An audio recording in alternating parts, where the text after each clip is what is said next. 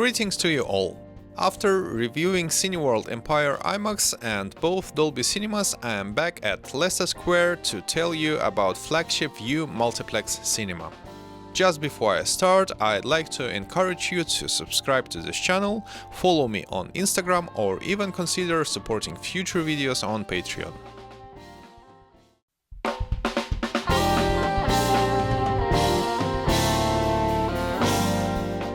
A little bit of history first. According to Wikipedia, this site was previously occupied by Dallas Theatre, which was opened in 1893. Following acquisition by Warner Brothers, this was demolished in 1937 to build a new 1,789-seat cinema, which opened in 1938, known as Warner Theatre. After its closure in September 1991, the 1938 building was almost entirely demolished, but with the retention of most of the facade. A new 9-screen multiplex was constructed, having a total capacity of almost 2,500 seats, opening on 23rd of September 1993. In 2017, the cinema closed for a major refurbishment at a cost of £6.6 million, reopening later same year, with a new finishes in all auditoria and public areas, and larger luxury auditorium seating installed with a commensurate reduction in seating capacity to a total of 1,388.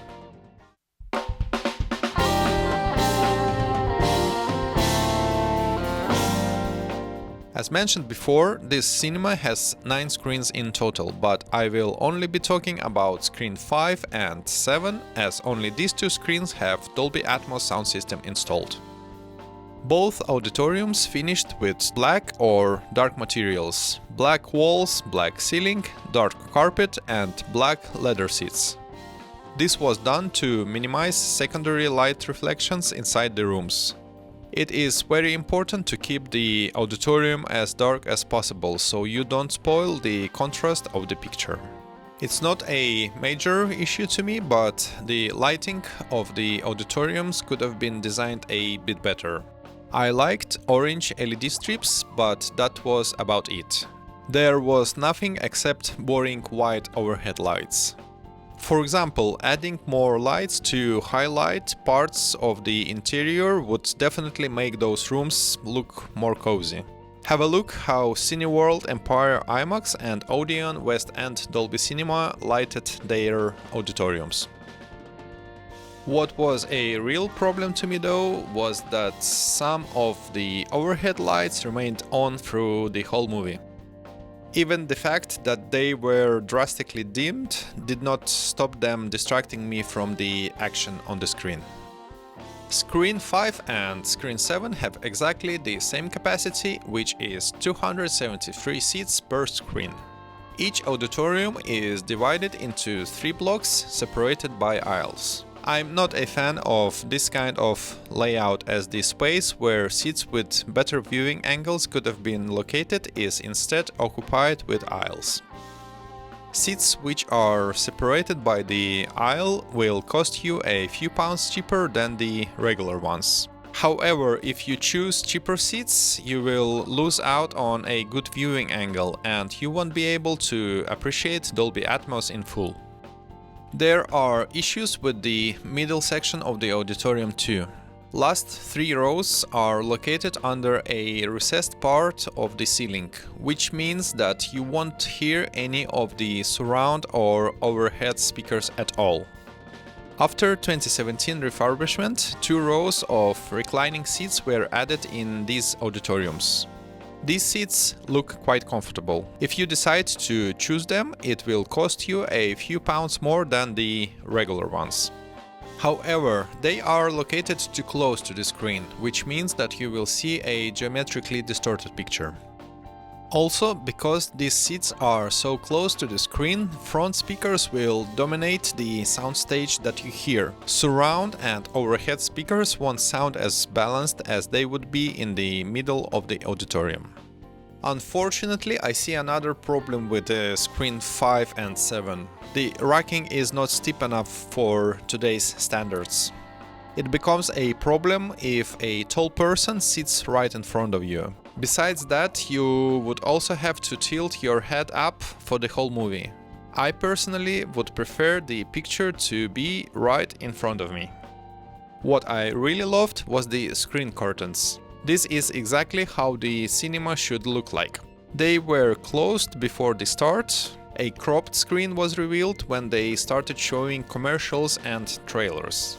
And the full size of the screen was revealed when the motorized blinds were moved to the sides just before the start of the main program.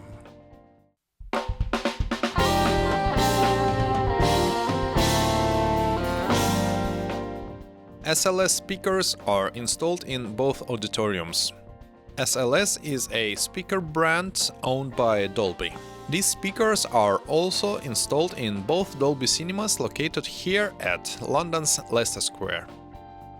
I have counted 6 right surround, 6 left surround and 8 rear surround speakers. If I identified the model correctly, these are SLS 1290S. It is a 400-watt speaker with a 12-inch low-frequency woofer and planar ribbon high-frequency driver.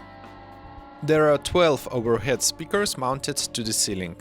6 on the left and another 6 on the right. They are SLS MA390C, which is the smallest model of the spherical-shaped SLS speakers. They are 300 watts 12-inch coaxial full-range speakers with 90 degrees conical coverage angle. I couldn't see the front speakers through the screen, but it's likely that some of the SLS screen channel speakers were installed there. I heard these speakers in Dolby Cinema many times and I know that they could sound amazing. But for some reason I was not impressed with the performance of the sound system in this particular cinema.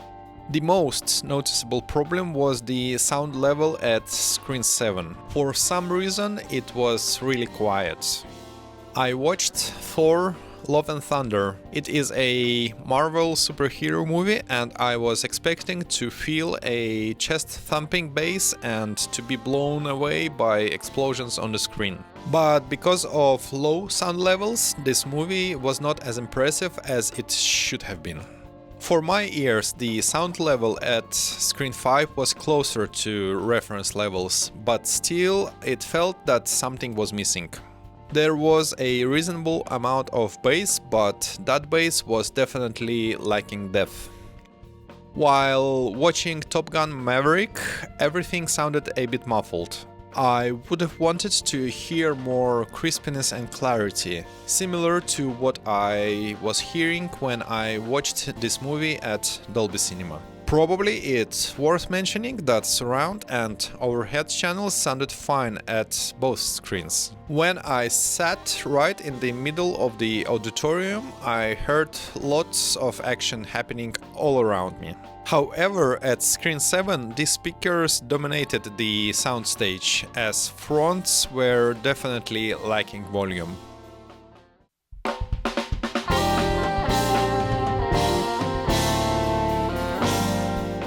These auditoriums were designed back in 1993, but for today's standards, the screen size is not big enough for them.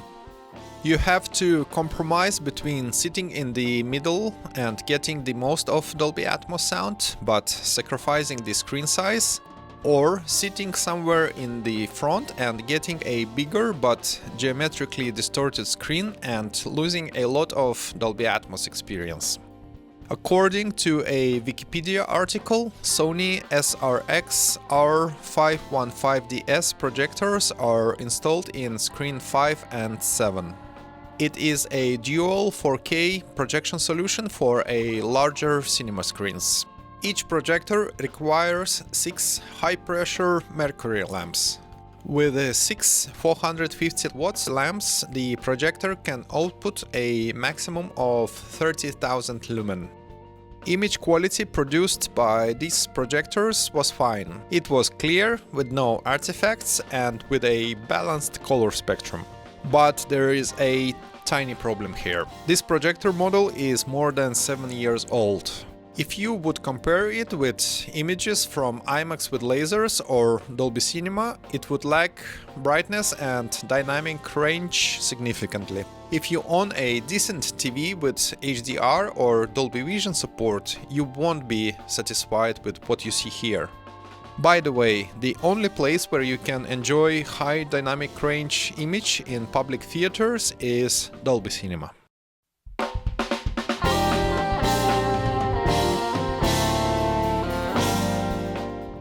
It is a bit sad that VUE flagship cinema located in the heart of London is not as technically advanced as you would expect.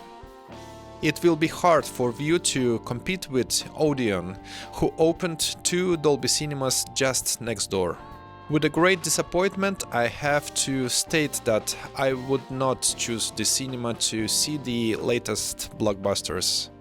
But I really hope that VUE will catch up and present us with a new state-of-the-art cinema at London's Leicester Square. Great, this is it for this video. Thank you very much for watching. Don't forget to subscribe to this channel for more exciting videos, and I'll see you soon. Goodbye.